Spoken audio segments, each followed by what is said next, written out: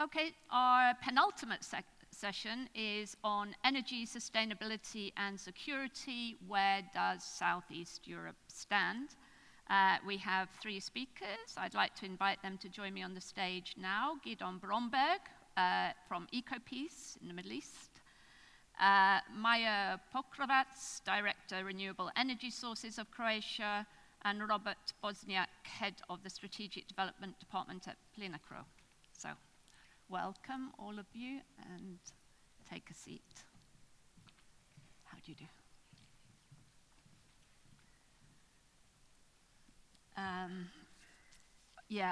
Unfortunately the Minister couldn't be with us this afternoon, the Minister of Economy of Croatia, so it's down to us to do this topic justice.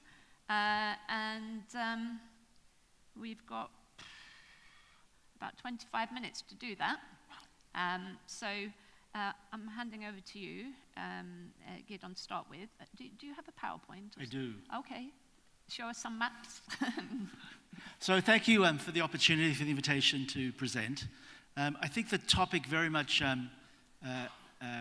aligns with the work of EcoPeace Middle East over these last 30 years. So we're an NGO that's based in Palestine, Jordan, and Israel.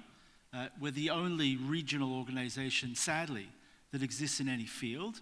And we have a track record of using natural resource diplomacy to help both advance security and advance peace. And the presentation that I want to speak about is IMEC, and that's the India-Middle East India-Middle East-Europe Economic Corridor that was already mentioned in earlier sessions, and its relevance here to Croatia, but also to the rest of Southern and Eastern Europe through the linkage of IMEC and the 3 Cs initiative that was also mentioned.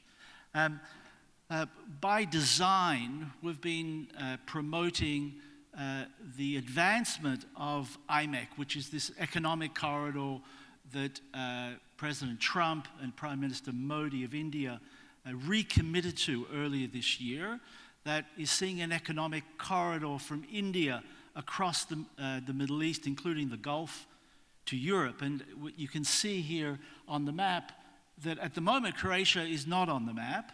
And it's surprising that Croatia is not on the map because it does have a critical set of ports on the Adriatic, just like Trieste of Italy does. And Italy is a signatory to IMEC together with France, Germany, and the European Union. And therefore, there's a real opportunity here for Croatia to play a critical role in connecting to the IMEC corridor, both in trade and by utilizing its ports, but also in its ability to be an importer of renewable energy produced in the Middle East and then exported via grid and in the longer term via green hydrogen to Croatia, and then Croatia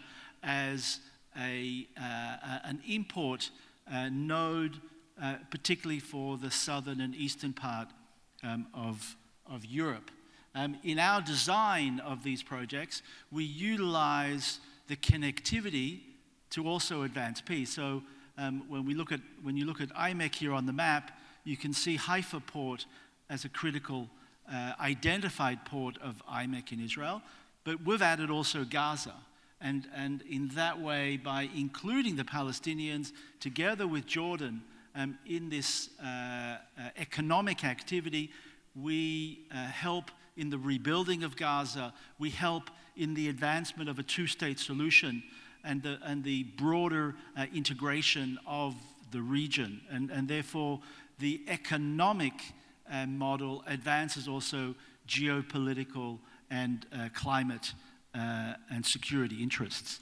So the 3 Cs initiative, which you can see here also on the map, has Croatia as one of the initiating countries together with Poland, that from our discussions with the Croatian government have already expressed interest to see how Croatia can play that critical role in linking the 3Cs initiative to the IMEC corridor initiative.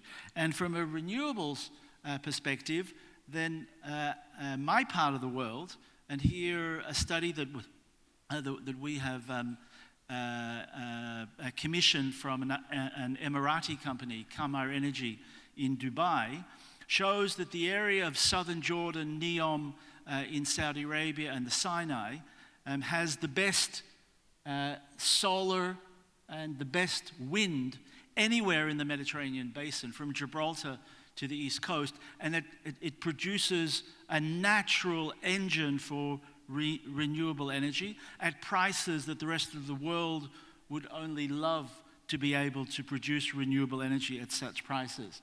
And therefore, the study that has been commissioned has identified already Trieste as a key import node for renewables produced in what we're calling the Sunrise region at prices that are far cheaper than the prices of renewable energy that can be produced anywhere in southern Europe, certainly coming from the combination of sun and wind.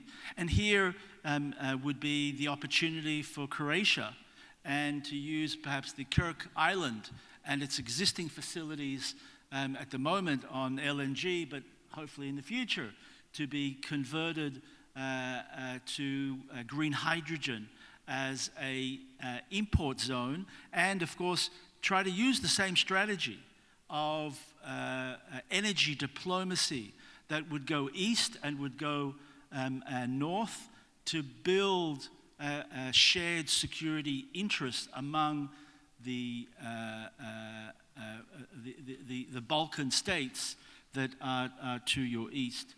The prices are extremely attractive, and I'll finish as soon as this next slide comes up. It's taking time. Oh, it took too far. You can see the prices of electricity, solar and wind in red, delivered in Europe, delivered in Italy, Greece, and Germany, compared to the electricity prices of those respective countries. Everything above the red line, it's far cheaper to be importing that renewable energy. It doesn't mean that all the renewable energy should be imported, but it's an important contribution that could significantly, as we heard, reduce electricity prices and therefore increase competitiveness for this part of the region. Of course, it would also help contribute to economic welfare along the whole coast, along the whole corridor. And for Croatia and here for Southeastern Europe, it could also help attract Gulf financing for connectivity opportunities, building on this opportunity. I'll skip this slide, and I'll just say that we're not talking about wishful thinking. This is an MOU signed by Aqua, which is the Saudi energy company, with 4 of the leading energy companies of Europe, 2 French, 1 German, 1 Italian, to do the same study that we have done. They'll be spending millions of euros in order to do that study, but it just shows that the economic potential to be transformative, both in meeting climate objectives, but also in economic and security objectives, are at our reach if we can advance the political will to cooperate. So thank you for opening. Thank you very much, Gidon. Very interesting and original presentation. Good to hear that. Over to you, Maja. You're going to tell us all about renewables in Croatia, and be interesting to hear your thoughts about this as well. How many minutes? 5. 5, okay. Yes, we discussed last night, and that's actually we came to a little bit of these things when I said white race, why not Croatia? So I'm glad that he's considering Croatia now. In general, in 5 minutes, I don't know how many of you are in energy. It's a high topic. Maybe just 1 minute so that you know who is talking and what are our opinions. So renewable energy sources of Croatia has been 9 years of working, and we are the only one from Croatia members of all European associations. So we are, as a team, sitting on a daily or weekly basis together with the colleagues from Europe, so with colleagues from Wind Europe, Solar Power Europe, or Biogas. And due to many of the activities that we have, we've been given the biggest European platform, resource platform, which connects energy-intensive industries and producers of renewable energy. What is important, and it's still I can transmit to you what we are discussing not only in Croatia, EBRD and the gentleman was at the panel is supporting very much so that actually the work of our association has been technically supported and financially. The same such associations exist in Serbia, in Macedonia, which means Croatia, what it's doing, it's quite a role model in the region. For Croatia, it's still an important topic and a challenge because, as you know, Croatia, we are producing a monthly report on energy mix in Croatia. And if you know, for the last month, 29.6% of energy is still imported in Croatia, and we fully import from Hungary, so which means that Hungarian sun is shining more than Croatian one. So it's quite an important, and in general, we import energy up to 50%. If you look in the total mix, 25% of renewables Croatia has. What is maybe significant to stress that Croatia has in the last year a big growth of solar installation, but it's still second at the bottom if you look at the European Union level, and you know that 30% of more installation Southeastern Europe has if it is compared to Western countries. This is still due because in Croatia, on distribution system, you have 92% of all installation in Croatia comes from the projects up to 10 megawatt, which means 92% out of it, it's on the roofs of households and industries. So this part of big projects, it's still a big challenge because this administrative burden, you know that all European directives say that all this administrative burden has to be finished and permitting process up to 2 years. So in Croatia, for example, for wind farms, it can take 7 to 10 years. So some of the companies from Croatia are now investing, for example, in Romania, where you can do all the permitting process up to 2 years. So this is a big challenge, and when we talk about the projects like you for Croatia, it's an opportunity to be part of a global, not only Southeastern Europe, because Croatia has potentials. If you talk about the wind, Bura is the strongest wind you can have. So for wind farms, so Croatia has definitely potentials in not only in solar and wind, but in geothermal, biomass and biogas. And maybe last minute, I mean, what is now when I talk with the colleagues from European Union, is the security topic. So we all know that in September, NATO summit devoted 1.5%, including the critical infrastructure.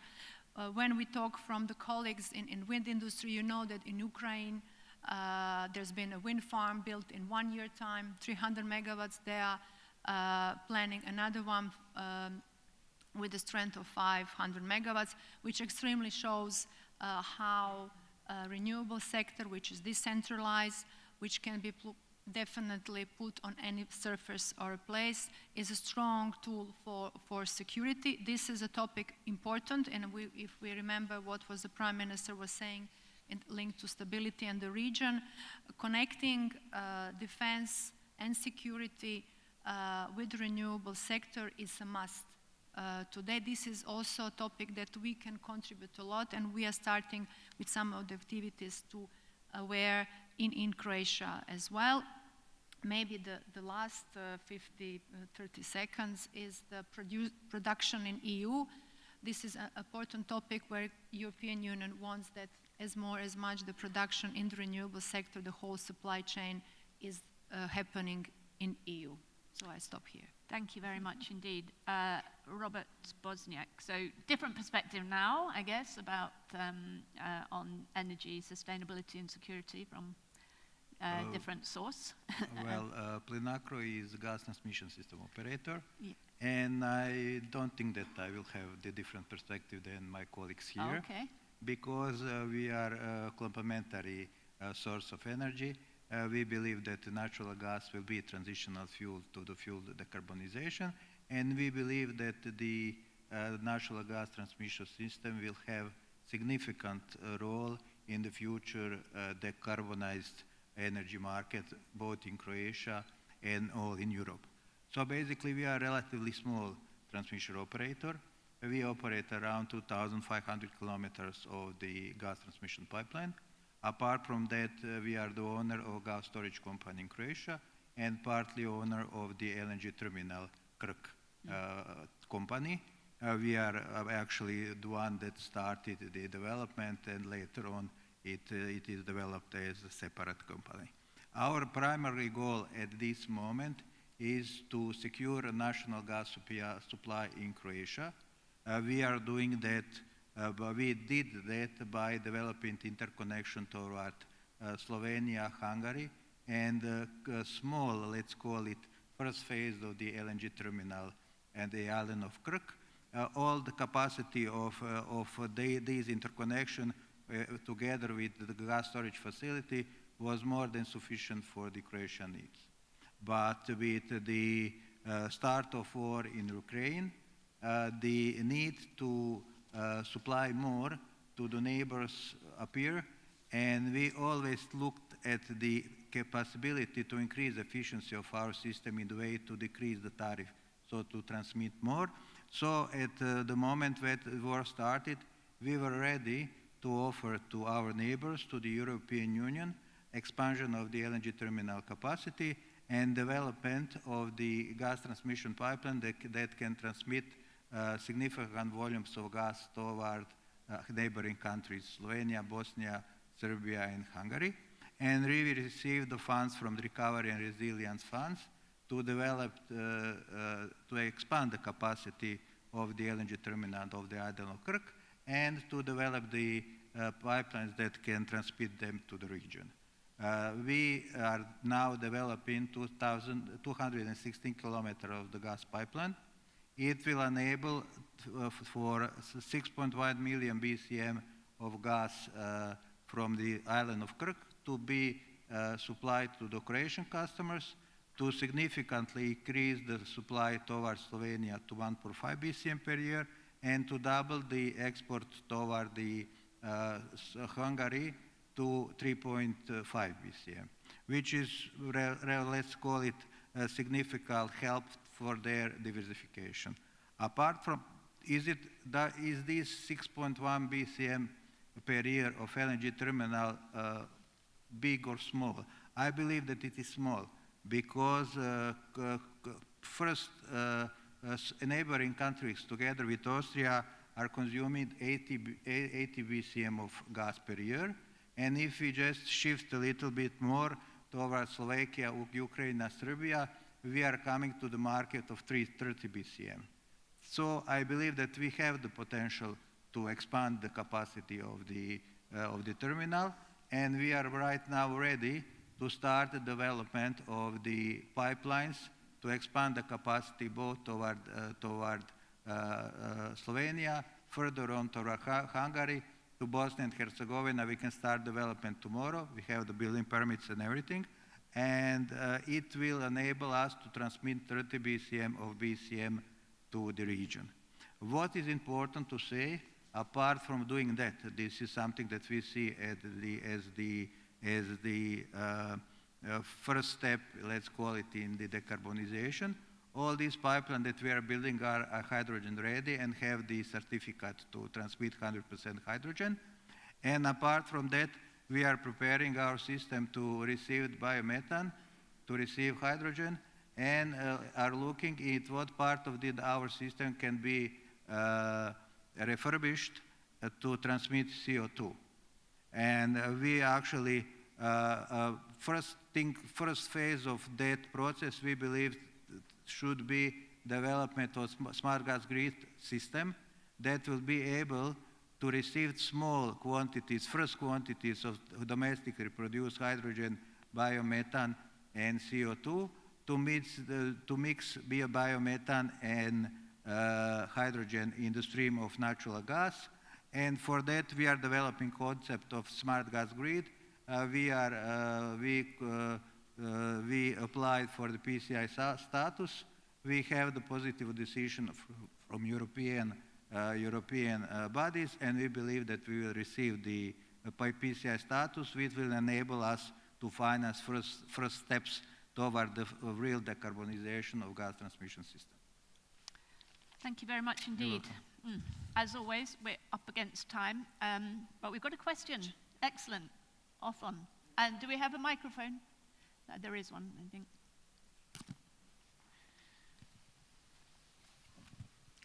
I would like to ask Gidon about IMEC. How much do you take into account the competition that exists with BRI, with Belt and Road Initiative? Because obviously the two are really competitive in terms of their function, but also their missions. How do you kind of take this into account? So IMEC is somewhat born out of competition for the Brick and Road Initiative. Certainly Biden, when he launched the project together with India at the G20 summit, the Americans saw it as the way to strengthen the arm of India and weaken the arm of China. Now, that's not the European perspective, and it's certainly also not the perspective of the Middle East. There's room for both. The Brick and Road project will move forward, and IMEC is now moving forward strongly. I'm actually traveling to Trieste tonight for a two-day Trieste summit on IMEC. It just shows how relevant it is to European capitals today. I think that IMEC has the potential to do a lot more. And the reason that it's very different from the Chinese approach is its only economy. IMEC can help advance security and stability. And if it's properly designed in some of the ways that we're suggesting, and today that has been adopted by the French, the Germans, and the Italian signatories of IMEC, we're hoping that the European Commission will also adopt this approach, that IMEC can do more than an economy and help advance through renewables, through trade, sustainability. And I think that it really draws from Europe's experience, because stability, Europe was a continent of hundreds of years of warfare too, and to a large degree, coal and steel, the connectivity between coal and steel was at the heart of transforming Europe for stability. At the time of the climate crisis, it's really energy and renewables together with water, as the minister spoke of earlier, that really are the modern coal and steel. And so therefore it's renewables and water that are the new opportunity to not only build growth, but to build stability through healthy interconnectedness. Thank you. So I think we've got time for two quick questions to our panelists. Oh, there's a question here. Excellent. We've saved all the questions for you. Gidon, just an update I wanted to give you.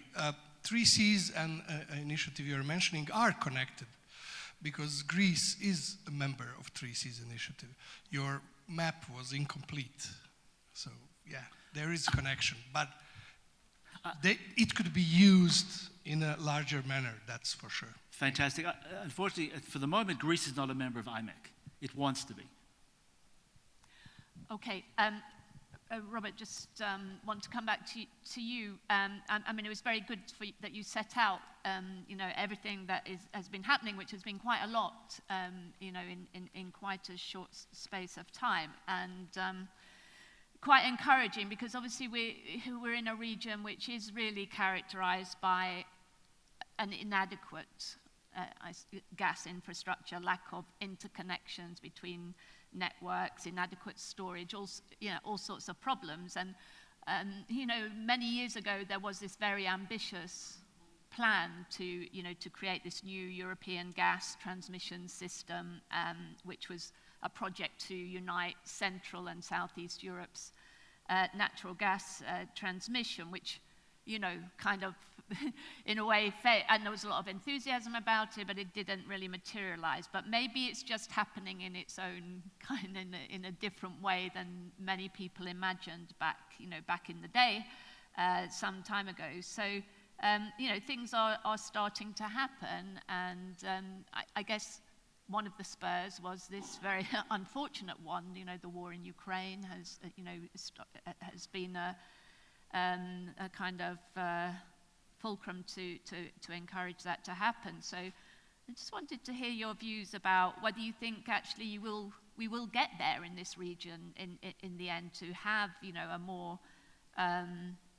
you know, interconnected regional market, because big obstacles to that, you know, in terms of harmonizing energy policies, regulatory frameworks, and all the rest of it. If there's a problem in the EU, it's going to be a problem in this region. So there are obviously obstacles, but at the same time, if we were to go in that direction, presumably it would attract more investment too. So what's your perspective now about that, whether it's going to come to fruit? Well, basically, the major problem within this region and our interconnectivity is political instability.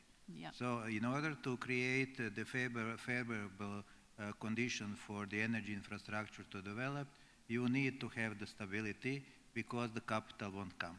Yep. I think that with the accession and the process of Western Balkan countries joining the negotiation procedure with the European Union, this stability will be created. We believe that it makes lots of sense to create interconnection between all the countries in the region, to create some sort of the, let's call it, Western Balkan gas supply ring, which will be supplied from Krk LNG terminal in Croatia, potentially with the Albanian terminal, TAP, and Greece terminals. Now we maybe see with the peace in the Middle East, more development in the Mediterranean gas basin, and all that can go to Europe and to these Western Balkan countries. Yeah. We work on that. We are cooperating with all our neighboring countries. I believe that very soon we are going to start the Southern Gas interconnection towards Bosnia and Herzegovina. We are developing with Montenegro and Albania Ionian Adriatic pipeline. For Croatian part, we have the building permit almost for half of the pipeline. And next part, we have the environmental and routing things developed, and we are coordinated with our neighbor in Montenegro and Albania how to proceed further on. I think that I don't know, but I believe that the perspective will change, that these countries that heavily rely on coal will not be capable to shift directly to renewables. Mm-hmm. And I think that in the next few years, this decision has to be made, because the countries that I'm talking about are having more and more expensive coal. The facilities are very old, and in maximally 3 years, I think that we will have the major development either toward full renewable energy systems in the Western Balkan, or some transitional period that will be reliant on natural gas. Yeah. Great, thank you very much. Yeah, finally, because we've got to finish, Maja, just to come back to you on you know, the perspective on renewables. As you say, Croatia is still a kind of, relatively speaking, in EU terms, its, you know, share of renewables in total energy consumption is still fairly low. I just wanted to know, because everything is changing all the time in this regard, in terms of the targets, you know, to 2030 and 2050, have they changed, and what are they now, and are they feasible? Yeah, this is a very good question, because it's coming very soon. Transport, it's definitely the farthest. If you look at the goals that Croatia set for 2030, in all of the topics, it's a big challenge. It's not only transport, which is below 1%, we are at 28%, we have to be in 5 years at 42%. So this is a big challenge, but it's also, as we always say, opportunity, but you have to have this topic as a very strategic point. This is something, and it's not sitting only in one ministry, you know, for energy topic, you have Ministry of Transport, you have Ministry of Agriculture, Ministry of Tourism, Ministry of Economy, Ministry of Environmental Protection. So it requires a big coordination. You often see that some of the countries in Europe are advanced more.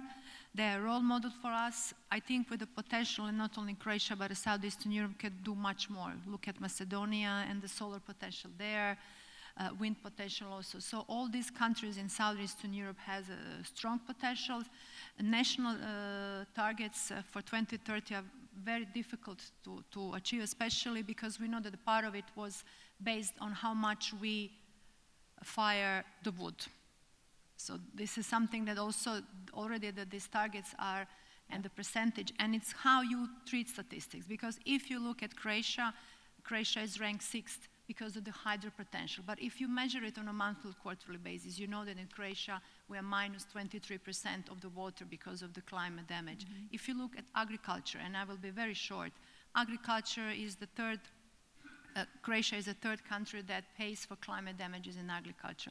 There's a big potential in European countries. You have a map, EU map, 120 agro and floating solar projects. So EU strengthens very much, you know, double use of the land. And you have 2 reports already now how you help agriculture in this respect. 60% increase of crops. You have the temperature during the summer and are less minus 6%, or during the winter you increase with 7% because solar panel is then as an agri-technical measure which protects from the climate damages.